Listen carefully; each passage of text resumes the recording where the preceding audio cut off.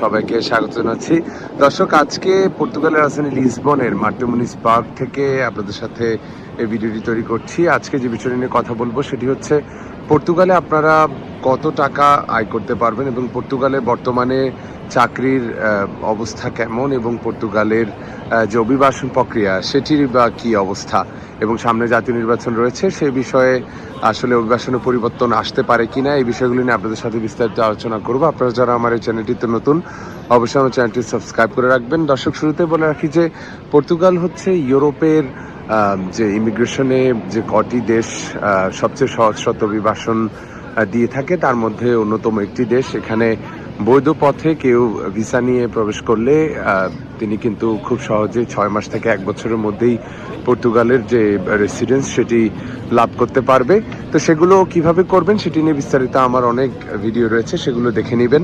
তো এখন পর্তুগালে আপনি রেসিডেন্স পাওয়ার পরে আসলে সেটি বা এখানে সুযোগ রয়েছে সেটি একটি বিষয়। এখানে আপনি আসলে আসার সিদ্ধান্ত নেবেন কিনা, এখানকার লাইফস্টাইল কেমন, জীবনযাপন কেমন আয় করা যায়।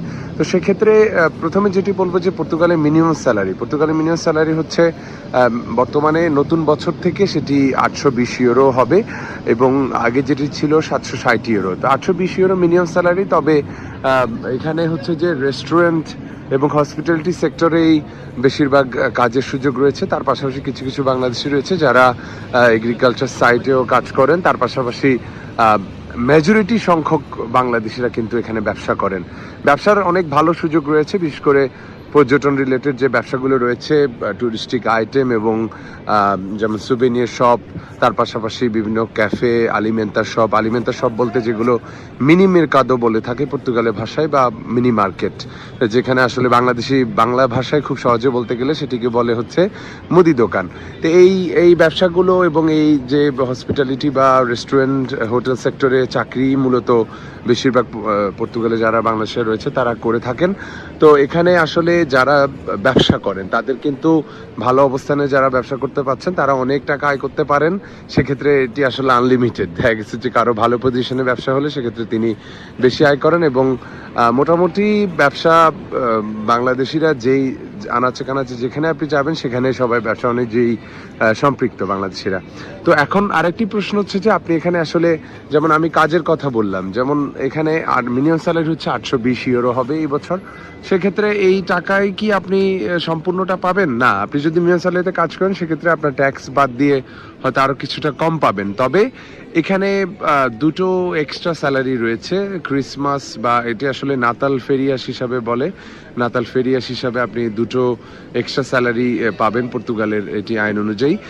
তার পাশাপাশি হচ্ছে যে যারা রেস্টুরেন্টে বা হসপিটালিটি সেক্টরে কাজ করে তারা কিন্তু একটু বেশি পরিমাণে অর্থ আয়ের একটু সুযোগ রয়েছে, যেমন তারা টিপস পায় বা তাদের অনেক সময় দেখা যায় যে স্যালারি একটা নিউ স্যালারি দিয়ে কেউ হয়তো জয়েন করে 6 মাস 1 বছর পরে সেটি বাড়তে বা 2-4 বছরে সেটি প্রায় 1000, 1200, 1400, 1600 ইউরো রয়েছে। আমার পরিচিত এমন অনেক মানুষ রয়েছে যারা রেস্টুরেন্ট সেক্টরে কাজ করে এবং সেখানে তারা প্রায় যেমন সুপারভাইজার বা এই লেভেলের চাকরি যখন তারা আসলে 3-4 বছর চাকরি করতে করতে তাদের স্যালারি 1500 মানে 1600 ইউরো এরকমও হয়। তো সেক্ষেত্রে আসলে এটি ডিপেন্ড করছে আপনি কত দীর্ঘ সময় ধরে সেই কোম্পানি বা সেই আসলে জবে রয়েছেন। তো এখন আয়ের বিষয়টি আমি বললাম। এখানে আরেকটি বিষয় যে বাসস্থানের বিষয়, থাকা খাওয়ার একটি প্রশ্ন এখানে আপনাদের মাথায় আসতে পারে। সেক্ষেত্রে থাকা খাওয়ার খরচ পর্তুগালে ইউরোপের অন্যান্য যে দেশের মতোই আমি বলবো, তবে কিছুদিন আগেও কিছু কম ছিল। তবে বর্তমানে যে একটি সিচুয়েশন এখানে বিরাজ করছে সেটি হচ্ছে যে এখানকার যে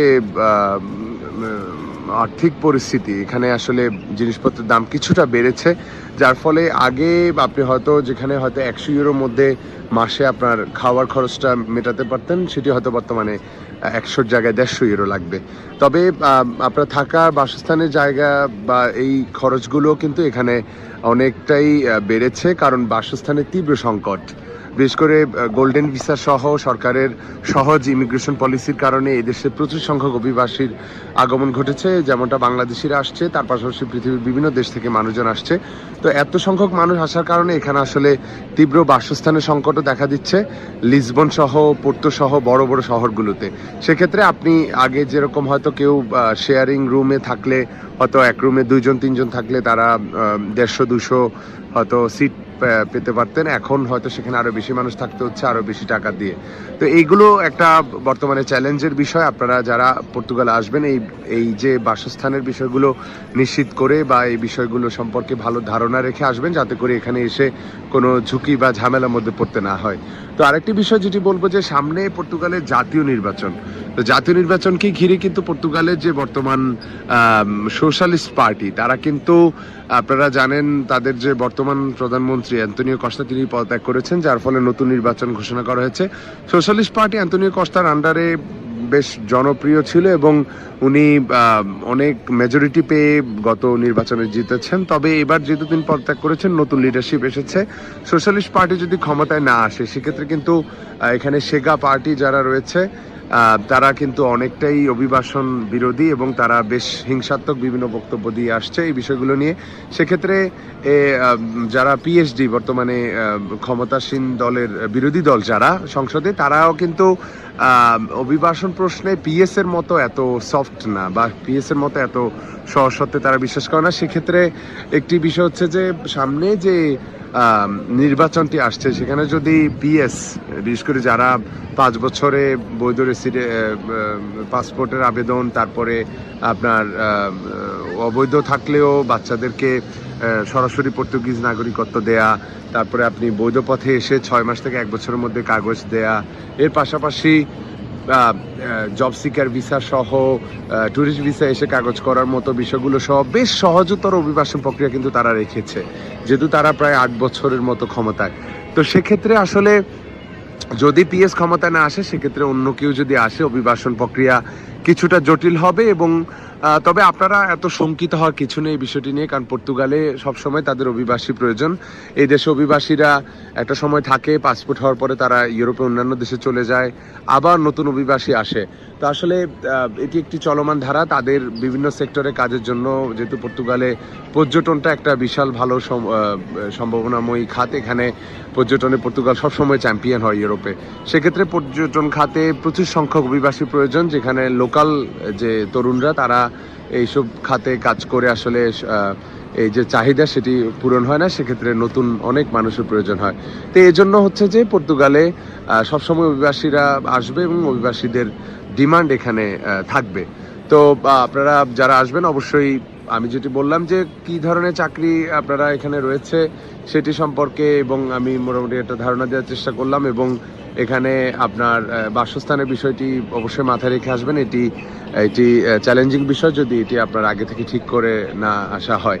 তো আরেকটি বিষয় যেটি আপনাদেরকে বলবো যে পর্তুগালে আপনারা আসলে যেমন জানেন যে 5 বছরে বৈধ রেসিডেন্স, যারা বৈধভাবে 5 বছর বসবাস করে, তারা পাসপোর্টে আবেদন করতে পারে।